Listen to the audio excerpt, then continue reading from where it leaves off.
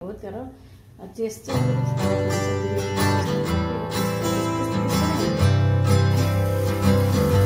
हात नलाउनु पर्ने। Hello everyone, नमस्ते एन्ड गुड मर्निङ एन्ड सबैजनालाई। अनि हजुरहरू के कस्तो हुनुहुन्छ? आज आयो तपाईँ सबैजना सन्चै हुनुहुन्छ होला। मेरो नातिनी आउने आइसे कम्मर पनि दुख्छ अनि सन्चै हुनुहुन्छ होला। म पनि सन्चै छु। यतिखेर चाहिँ बिहानको 8 बजिसकेको छ। साथी आज म ढिलो उठेँ, अलिकति हिजो सन्चो थिएन। हिजो भ्लग स्टार्ट गर्दै थिएँ, बुढोले खाना बनाउँदै थियो। म त्यत्तिकै नै अल्छी लागेर भनौँ अब शरीरहरू सबै पेन भएर म सुतेको छु कि अनि बनाउनु पाइनँ। अनि आज बिहानै बनाएको छु अनि बच्चालाई पढाउँदैछु पनि अनि यहाँनिर खाजापान पनि बनाउँदैछु। आज चाहिँ उनीहरूको लास्ट डे हो, स्कुलको इक्जामको भनौँ, इक्जाम अगाडिको लास्ट डे। आज हाफ छुट्टी हुन्छ अनि हाफमा लिन जान्छु। अनि यहाँ चाहिँ बुढालाई चिया पकाएर दिएको, लङ सुक्मेल हालेर मन पराउनुपर्छ। अनि फेरि कफी नै खाने भनेर त पार्टीको कफी ल्याइदिन्छु नि त, त्यसको बनाइदिन्छु। अनि स्यारोनले ल्याइदिएर आइदियो। स्यारोन चाहिँ स्टडी गर। नानी पनि यहाँ आउने अरे। नानी के भन्ने हो भनिहाल छिटो, म गलिसकेँ। हाम्रो भिडियो राम्रो लाग्यो भने लाइक र सब्स्क्राइब गरिदिनु अनि च्यानलको घन्टी बजाइदिनु होला रेबिका फ्यामिली ब्लगमा। ल भनिसक्नु भयो होइन उहाँले। जाउँ आए यति भए हुन्छ। अनि म चाहिँ बिहानको उनीहरूलाई खाजापान हजुरहरूलाई सेयर गर्छु। आयो तपाईँहरूले मन पराइदिनुहुन्छ होला। छोटो भिडियो राख्छु क्या, भिडियो नचलेर बर्बाद भइरहेछ साथीहरू, तनाव भइरहेछ के भएर होइन। बिचमा हाल्ने छोड्ने काम गरिरहेको थियो। मेरो भिडियोले इन्ट्रेस्ट दिएको त 1 वर्ष जब भिडियो स्टार्ट गरेँ त्यतिखेर मैले 6 महिनादेखि नै मेरो भिडियोहरू 18K सम्म पनि आएको थियो क्या। सुरुमा 2-3 दिन नयाँ च्यानल हुँदाखेरि। अनि त्यसपछि मेरो अलिकति माइन्ड डिस्टर्ब बिमारी भएको कारणले गर्दाखेरि बनाउनु पाइनँ नि त। अनि त्यही भएर पनि त्यत्तिकै 10 दिन 15 दिनमा 1 दिन। अनि फेरि त्यो बनाउँदै जुन रुटिन हुन्छ नि हामीले सेयर गरेको रुटिनहरू सेयर गर्दै जाँदाखेरि चाहिँ भिडियो बनाउँदाखेरि त कन्टेन्ट कहाँदेखि ल्याउने क्या, कता डामाडोल भएर जाने क्या। नयाँ युट्युबरहरूलाई पनि, नयाँ युट्युबमा आउनुभएको साथीहरूलाई पनि थाहा छ त्यस्तो हुन्छ है। अनि जित्कै बनायो भने चाहिँ यसरी बनाउने, यो हुन्छ नि त, यो त्यो गर्ने भनेर थाहा हुन्छ।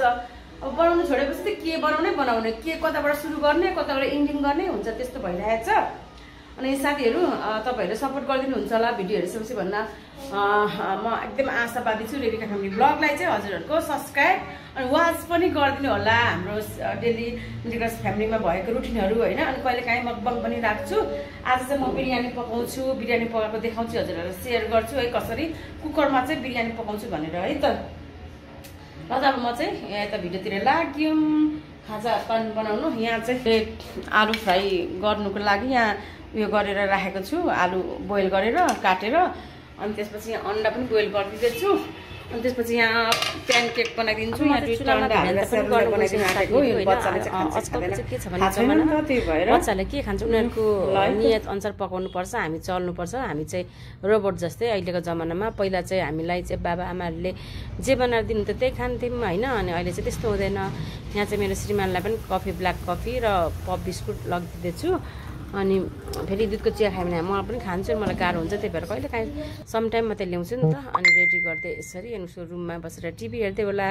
अनि मैले लगिदिन्छु उतै, यहाँ आउँदैन किचनमा। अनि टिभी रुममै बसेर खाना पनि त्यही खाने गर्छ। पहिला हाम्रो टिभी थिएन, मैले नकिन भन्दा पनि उसले किन्नुपर्छ भनेर किन्नु लाग्यो हो। अनि किनेर उसलाई हेर्नुको लागि नै रहेछ है।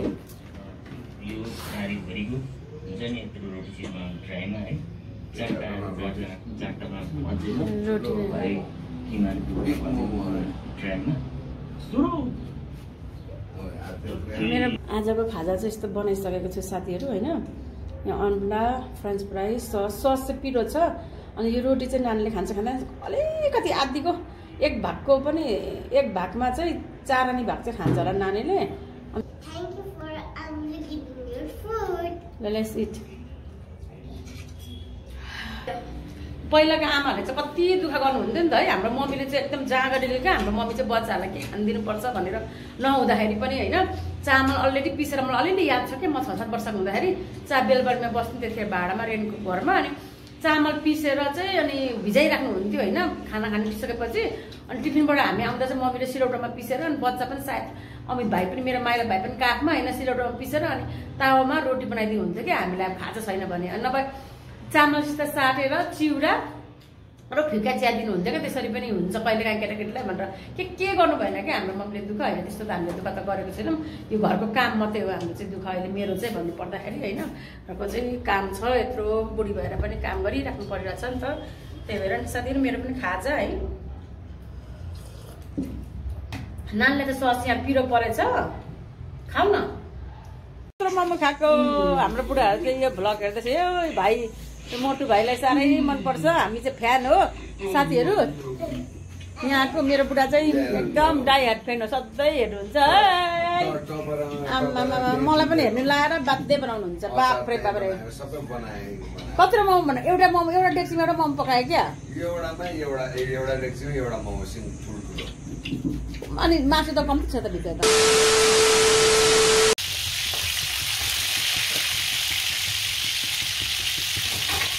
सुरुमा चाहिँ स्टार्टिङ भिडियो गर्दाखेरि चिकन बिरयानी भनिहालेछु। चिकन बिरयानी होइन, सरी है साथीहरू। अनि मैले चाहिँ चिकन मटर आलु पुलाउ बनाउन आँटेको हो क्या। आलु चिकन अनि मटर मिसाएर चाहिँ कुकर पुलाउ चाहिँ यसरी बनाएर मैले भिडियोमा अरूले इन्डियनहरूले बनाएको दिएको थिएँ नि, त्यही बनाउन आँटेको। अहिले चाहिँ मैले यो चिकन र आलु तारेर राखिदिएको छु, किनभने कुकरमा पकाउन आँटेको छु नि त। कुकरमा पकाउँदा त चिकनको काँचो स्मेल आउँछ जस्तो कि लाग्छ हामीलाई, अनि त्यही भएको कारणले मैले यहाँ फ्राई गरेँ सबै। अनि त्यसको लागि चाहिँ मैले यहाँ चिकनमा चिकन पुलाउ मटर बनाउन आँटेको नि त कुकरमा। कस्तो हुँदो रहेछ इन्डियन स्टाइलमा हेरौँ। यसरी पकाइराखेको मैले देखिरहेको थिएँ, मलाई पनि आज ट्राई गर्नु मन पर्यो। अनि त्यही भएर चाहिँ मैले यहाँनिर यो सबै मसलाहरू राखेको छु, सबै काश्मिरी मिर्च अनि यो चाहिँ मसला भयो लो। अनि त्यसपछि यहाँ मैले घरमा बनाएको होममेड मसला जिरा धनियाँ अनि मेथी अनि ज्वान अलिकति हालेर बनाएको छु, बेसार। अनि यो चाहिँ गरम मसलाहरू, यो दालचिनी स्टार के भन्छ हो त्यो सबै छ। अनि कुट्ने मरिचको धुलोहरू चाहिँ कुट्ने चाहिँ कुटिदिएँ। अनि यहाँ अलिकति केराउ छ, हरियो मटर, अनि त्यसपछि टमाटर भइहाल्यो, प्याज दुईवटा ठुल्ठुलो काटेर राखेको छु। आज चाहिँ यसरी बनाउँदैछु चिकन मटर पुलाउ कुकरमा। साथीहरू अघि मैले अदुवा लसुनको पेस्ट पनि चाहिन्छ है, मैले अघि भन्नु बिर्सेछु। अदुवा लसुनको पेस्ट अनि थोरै घिउ पनि थोरै लगाइदिन्छु है, मिक्स गरेर। प्याज धेरै सकेपछि काटेपछि अनि गरम मसलाहरू हालेर पनि मिलाउने। अनि त्यसपछि चाहिँ टमाटर लगाइदिन्छु म चाहिँ। अनि त्यसपछि टमाटर मजाले पाक्छ अनि पछिबाट सबै मरमसला लगाएर मासुहरू लगाएर पकाउने। अनि त्यसपछि चाहिँ चामल हालिदिने, चामल हालेर एकछिन पकाउने। धेरै चलायो भने फेरि फुट्छ होइन। अनि मेरो चाहिँ घरमै भएको जिरा राइस हो क्या, अनि लङ्ग्रेन चामल सकेको थियो। अनि मैले ल्याइन पनि घरकै कुराहरूले बनाउने हो नि त होइन, कहाँ खर्च गर्नु धेरै होइन। अनि लामो र छोटो त हो नि, चामल भनेको एउटै त हो होइन। अनि त्यसपछि त्यसमा गरम पानी उमालेको थिएँ, त्यो गरम पानी खनाइदिन्छु। कति हो कतिको बनाउने, गिलो हुन्छ भने डर पनि लागिरहेको थियो, फ्यात्तै हुन्छ कि क्या हो कुकरमा भनेर अड्कल त्यति साह्रो हुँदैन नि त होइन। म चाहिँ यति पानी हालेँ, यति पानी हाल्दा त ठिक्क हुँदो रहेछ क्या। त्यसको कप नापेर हाल्दा चाहिँ जति गिलास पानी त्यति नै, त्योभन्दा अझै अलिकति कम नै लगाएको थिएँ। अनि मजाले फुर्र भएको थियो साथीहरू है। एक सिटी लाउँदाखेरि मैले निकालिदिइहालेँ, सानो आँचमा पकाएको थिएँ है। अनि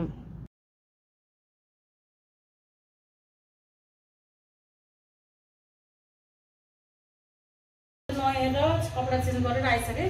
त्यतिसम्ममा मेरो मैले पकाएको कुकर पुलाउ चिकन पुलाउ चाहिँ कस्तो भएछ कुकरमा खोलेर हेर्नु पर्यो भनेर बिग्रियो भने के गर्ने है। फेरि म चाहिँ हतार क्या, फेरि यहाँनिर बुढा पनि पर्खिरहेको छ खाने भनेर आज है। अनि बिरयानी चाहिँ कस्तो भएछ हेर्नुला, के कस्तो भयो है।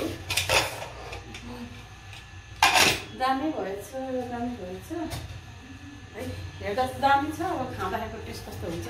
साथीहरू साँच्चै नै भन्नुपर्दाखेरि मैले चाहिँ रियलै भन्छु होइन, एकदम दामी टेस्टी मासु पनि कस्तो दामी भएको थियो क्या एकदम होइन। त्यो हुन्छ नि स्मेल नआउने कुखुराको मासु, अनि मिठो भएको थियो। यहाँ चाहिँ मैले सर्भ गरेँ खानुको लागि। त्यसमाथि नरिवल पनि काटेर लगाइदिएको थिएँ माथिबाट होइन। मैले नरिवल चाहिँ पकाएँ भने त्यो अर्कै टेस्ट जान्छ क्या, यो सुकेको नरिवल भएको कारणले गर्दाखेरि मैले माथिबाट काटेर लगाइदिएँ। साथीहरू आजको ब्लग